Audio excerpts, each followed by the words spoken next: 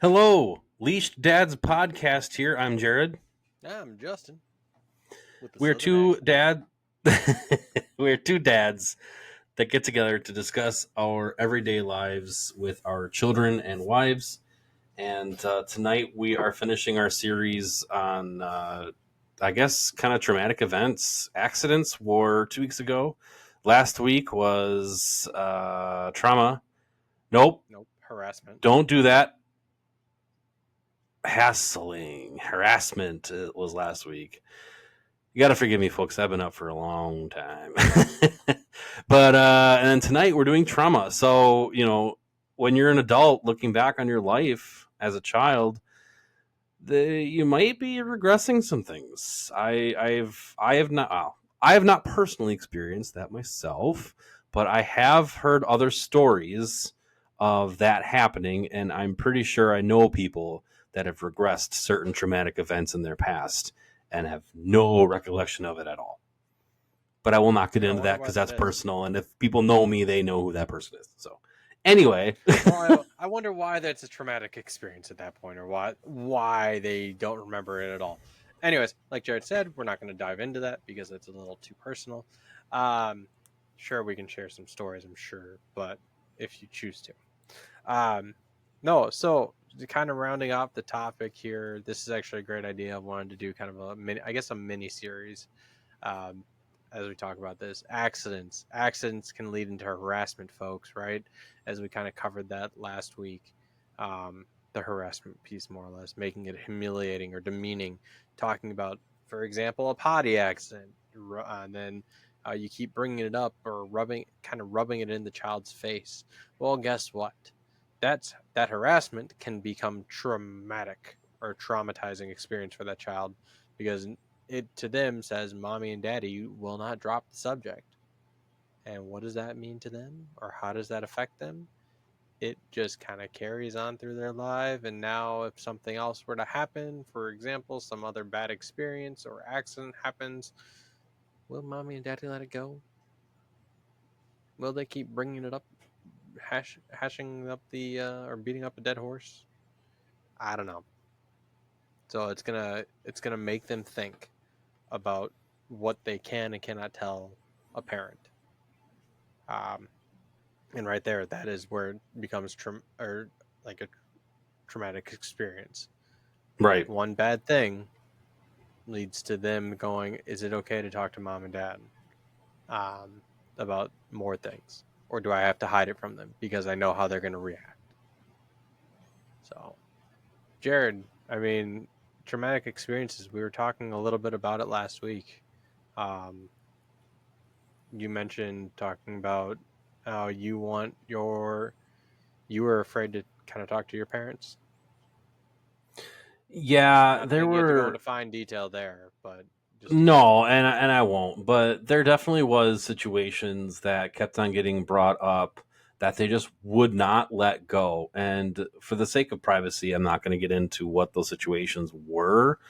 But if I can remember them, 20 years, it's traumatic. I mean, it's things that I won't even like talking about today with them because I still don't want to hear their side of the story because for so many years they kept bringing it up and bringing it up on how this was a mistake that I made. Just let it freaking go. Come on. You just and even if, and even if they think it's funny and I don't because it was embarrassing, you don't and I've said that I was embarrassed and they can see it when they bring it up, but they still do it because they think it's hilarious. Please do not do it to your kids, folks. Yeah, right Please, there. Please do not I'm the result of experience. that. I'm the result of that. Please don't. Let it go. Yeah, if you're not able, if you as a parent aren't able to let something go, you're going to cause, I would say, you're going to cause some issues, psychological issues to your child as well. Um, and again, I know I talked about this last week too. Your child has to go to a counselor or something like that, and they bring up a story that involves, something of that nature. It's also very traumatic to them then. Or you, I mean, if they're not comfortable sharing, with you, it's because you did something wrong. Right. And that right there was from or had created a traumatic experience in their mind that now I can't share anything with my parent because I tried once and they shut it down, or they handled it very poorly to like the child's expectations. Can we always anticipate what a child's expectations are for this situation? No. But But pay attention. pay attention. As much Yes. as, and I've had an experience with this too, um, where somebody doesn't feel like they can trust a parent um, because they've tried talking to them, but apparently they never felt heard because nothing was getting done to their expectations. Um, or they just remember it slightly differently than what actually happened. You know, kind of like a your story, my story thing, or he said, she said kind of thing. Right. Um, but at the same time, it's their expectations were I want it handled, and I brought it up to you, but you didn't handle it, and then you still have to kind of explain it to them. It's like that. There's nothing I can really do. Right. Right? If it's something out of your powerhouse or out of your control, you have to find a way to tell them that. So it's not like Jared said, so they're being heard, but they also have to also have to make them understand that I hear you. I want to help you, but that's not in my control. There's nothing I can do in that from this point to really help you out. I mean, I can give you pointers, such as like when it comes to being bullied, things like that, right?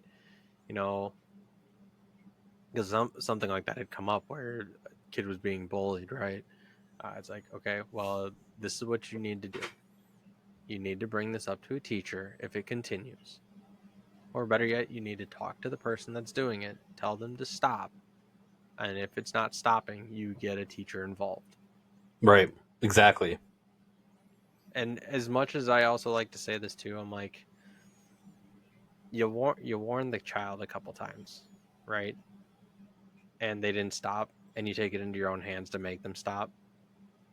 It drives me nuts because teachers are going to look at it differently.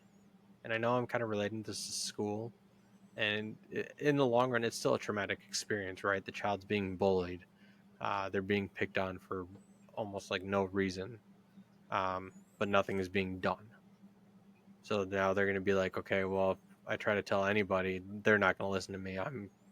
It's going to lead to making them feel worthless, and that right there is Right. very traumatizing, feeling like a worthless person because nobody's listening to you. Um, but it's like I've gotten this in my head. I'm like, okay, if somebody's picking on you and you've asked them to stop, and it continues or whatnot, you even bring it up to a teacher, but nothing's getting done, and you take matters into your own hands, and then you get in trouble for it. At that point, I'm gonna, if I find out from like the principal or anybody else that says yes, they did this, it's like, and were you told? Did my child or this person tell you? I would be more proud of my child, or yeah, I'd be more proud of my child for putting an end to it after they have taken the necessary steps.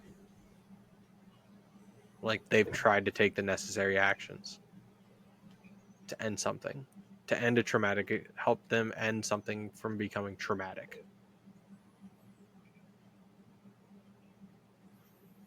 Yeah. So looking up online, I found something with mentalhealth.com. People who experience trauma at a young age are more prone to regressing it in their adult life. And the desire for control in situations where an individual feels out of control, they might unconsciously revert to juvenile behaviors that they associate with that time they felt more secure in control. Hmm. So It's interesting. that is getting into more. I mean, I got to be careful what I say on YouTube here, but it's getting into the more of the S abuse with stuff like that, especially when it's somebody that they closely knew. You see all the time on, I gone in and out with like intervention and all that stuff on like AD. I don't know, Mm-hmm. God knows how much that stuff is real, but it leads to a pretty destructive adult life with drugs and other behaviors that there's a reason for those. Look at their past. That's how serious trauma can be. And with the person that I know, there is a good chunk of their life which they should remember. They have no recollection of it at all. Isn't that's freaky? Isn't it? I mean, that's if I had the money to pay, to pay for this person's shrink bill, I would in a heartbeat, because I think that's something that is blocking them from moving forward unconsciously. Because in a lot of ways, what mentalhealth.com said is correct. They're resulting to juvenile behaviors, and they keep doing the same thing over and over again, and they're never getting past that behavior pattern and moving on with their lives. You're not wrong. No. I mean, people, like you said, they like to go back to where they felt safe, and even without knowing as they're a doing child, it. you can mess it up, because they'll go back to the point of time as a child when they were younger and provide those juvenile behaviors. Yeah. Think of the bond. Well, let's say a child grew up in a household with a lot of fights that their parents had. The child going through divorce, and they shut themselves in the room and listen, to music. That pattern can carry on indefinitely in their life. Like, that is a hardcore, like a hard memory, a core memory or whatever. It's a core coping mechanism for when they feel out of control, stressed, and in danger. Yeah. And yes, I did see Inside Out too. It's a good movie. I like the first one better. I actually think this one did a lot. Or we'll talk about that later. We'll talk about it another time, folks. I got a whole list of stuff that I'd like to discuss about that movie. So yeah. I'm sure we can make an entire episode out of Inside Out and Inside Out 2 and comparing and whatnot. But yes, so those traumatic experiences, and it doesn't have to necessarily be like from any type of it could be any abuse, it could be anything, as long as and you can kind of see it where the child starts behaving completely different. Yeah, be mindful, folks. You are responsible for your kids. You are responsible for what they turn into as an adult. Be more attentive to how they're feeling in situations, especially if you can't let something go that they did 3 years ago and you still think it's funny, or they need to learn something from that experience. Don't just Chances are they already did. Be attentive, yes, but also you can cause other traumatic experiences with them by not doing something with them, not being active in their life. Right. Like, I guarantee right now I've got a son who is very traumatized by the fact that I'm no longer in his life. It's not just traumatizing to him, though. It's traumatizing to the rest of my family too. Yeah. That's a perfect example. I mean, but also, with that being said, with certain situations, you cannot control that. No. This was out of your control, JJ. I know. I'm just saying it's still a traumatic experience, though. Right.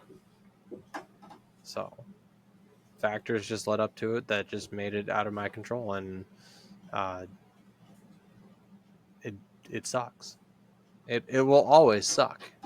To me, it's even traumatizing. Like I said, it's a traumatic experience for everybody that's involved. directly and indirectly. Right. So, So, what's the moral of the story here, AJ? What do we got? so when it comes to traumatizing your children, don't do it. Try not to. And if you can't control a situation, courts are involved, the law is involved. Uh, just try not to let that be a trauma to you. Be very mindful of how you approach situations or what is going on.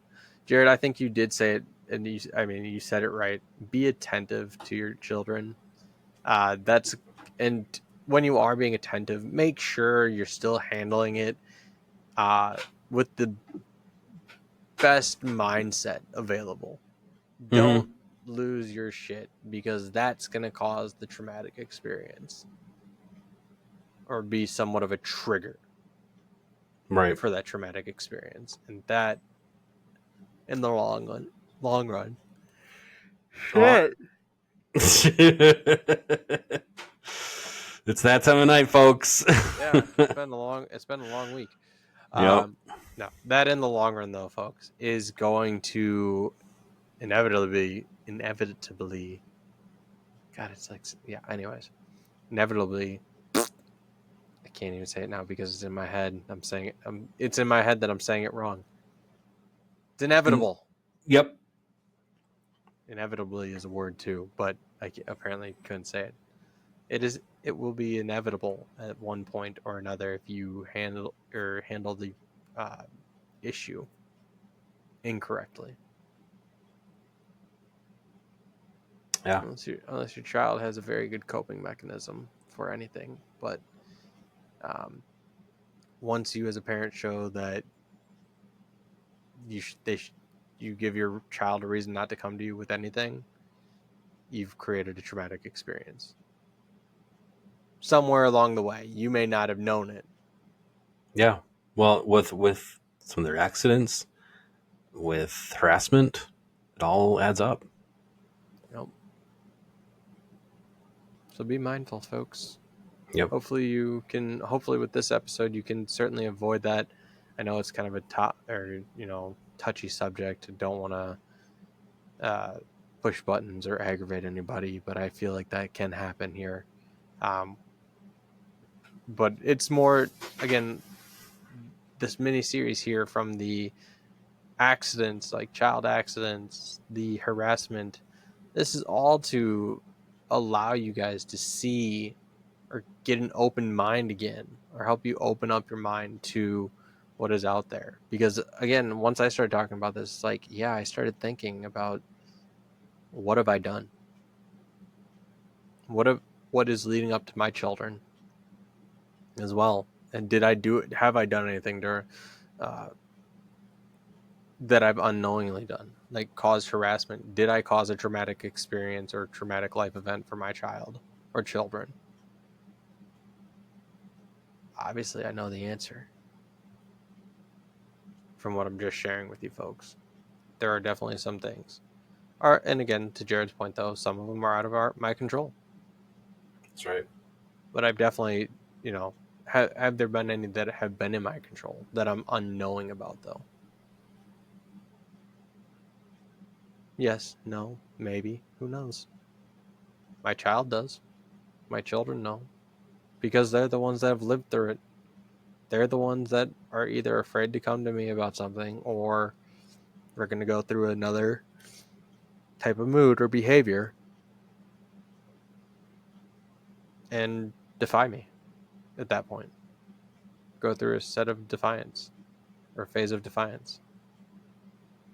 So learn from the experiences, learn Yep. from different stories, be open, listen attentively,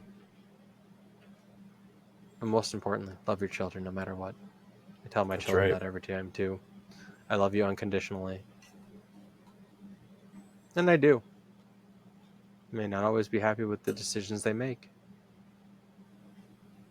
but at least they know I will always love them. Yeah. Anything else, Jared, that you want to chime in on? No, you ended it perfectly. I agree 100%. All right, folks. Well, this is our mini series of accidents, harassment, and traumatizing experiences.